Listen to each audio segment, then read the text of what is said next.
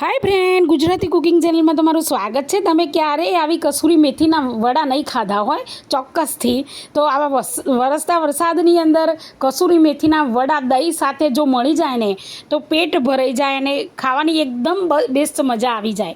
તો વિડીયો સારો લાગે ને તો સબસ્ક્રાઈબ કરવાનું ના ભૂલતા, લાઇક કરજો, શેર કરજો અને કોમેન્ટમાં મને જણાવજો કે તમને અમારી રેસીપી કેવી લાગી.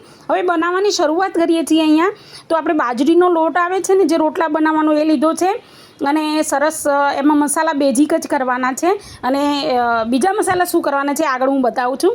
તો અહીંયા ધાણા જીરું છે, અજમો છે, હળદર, મીઠું અને મરચું જે બેઝિક મસાલા છે એ તો એડ કર્યા છે, સાથે હિંગ પણ એડ કરી લેવાની છે. હવે જો આ કસૂરી મેથી મેં ઘરે જ બનાવેલી છે, તો આ મેથી છે ને થોડી વાર પલાળી રાખવાની, વધારે નહીં 2 મિનિટ, તો એકદમ તાજી એકદમ થઈ જશે.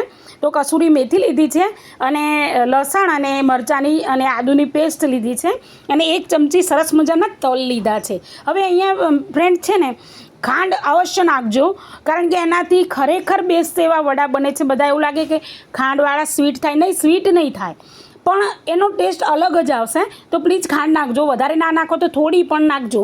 મેં અહીંયા 1 ચમચી એડ કરી છે અને હવે આપણે એની અંદર પાણી ધીમે ધીમે રેડતા જવાનું છે અને સરસ મજાનો ડો બનાવી લેવાનો છે.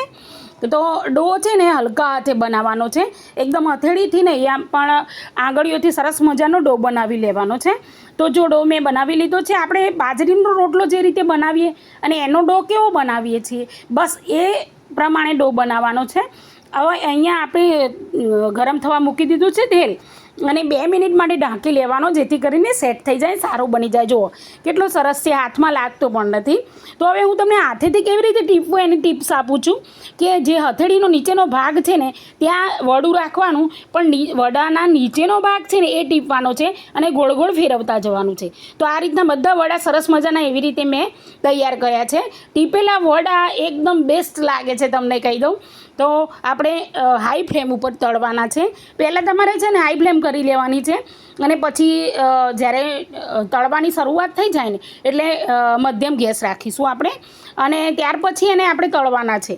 હવે તળવાની એક વસ્તુ અહીંયા ફટાફટ ના તળતા, ધીમા ગેસમાં આપણે છે ને, મતલબ ધીમો નહીં પણ મધ્યમ આંચ ઉપર આપણે એને આ બબલ્સ નીકળે છે ને, બબલ્સ ના નીકળે ને ત્યાં સુધી એને તળવાના છે, એટલે અંદરથી કાચા ના રહી જાય.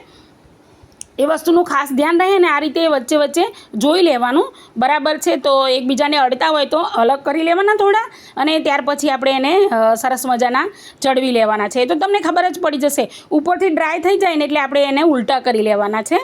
તો સરસ મજાના જો કેટલા સરસ છૂટા પડી ગયા છે અને એનો એકદમ બ્રાઉની રંગ આવે ને એટલે સમજી લેવાનું કે આપણા વડા ખરેખર તૈયાર થઈ ગયા છે. અને તમને કહું, કસૂરી મેથીની સ્મેલ એટલી મસ્ત આવે છે આ વરસતા વરસાદમાં કે આમ ખાવાનું જ મન થઈ ગયું છે કે ક્યારે બને ને ક્યારે ખાઈ લઉં. તો જુઓ, અને આ પ્રમાણે હું બધા વિડીયો બનાવતી રહું છું, તો પ્લીઝ મારી ચેનલ જઈને વોચ કરજો. તો આ રીતે આપણે વડાને જ સારી રીતે ચેન્જ કરી લેવાના છે, જુઓ તમે, અને આ રીતે ઉલટાવી અને પછી એને થોડીવાર માટે પાછા થવા દેવાના છે અને પાછા ફરીવાર ઉલટાવવાના છે. આ પ્રોસેસ તમારે કરવી જ પડશે. એના કારણે કસૂરી મેથી આમ ધીમે ધીમે તળાય ને એટલે એનો ટેસ્ટ સારો એવો પકડાય છે. તો આ રીતે બ્રાઉની થઈ જશે થોડીક જ વારમાં. તો જુઓ બની ગયા છે બ્રાઉન, એકદમ મસ્ત. હવે આ કન્ડિશનમાં આવે ને આ સ્ટેજે એટલે આપણે એને નિતારીને કાઢી લેવાના છે. આની અંદર તેલ પણ નથી ભરાતું, એકદમ બેસ્ટ બને છે અને આની ચટણી બનાવવાની કે ચા જોડે ખાવાની કંઈ જરૂર નથી. આને છે ને તમારે મસ્ત મજાનું દહીં આવે ને, મોળું કે થોડુંક ખાટું હોય તો ચાલે, તો એની જોડે તમે ખાશો ને તો બસ જલસો પડી જશે. બહુ જ મજા આવે છે એને ખાવાની. તો ચોક્કસથી તમે આ વડા બનાવો, કારણ કે ગોટા તો આપણે બહુ ખાઈએ છીએ, પણ એક અલગ ડીશ તમે કરજો ટ્રાય, ખરેખર મજા આવશે. અને મારી રેસીપી કેવી લાગી છે ચોક્કસથી કહેજો, ભૂલતા નહીં. ઓકે, અને સબસ્ક્રાઈબ કરવાનું પણ ના ભૂલતા.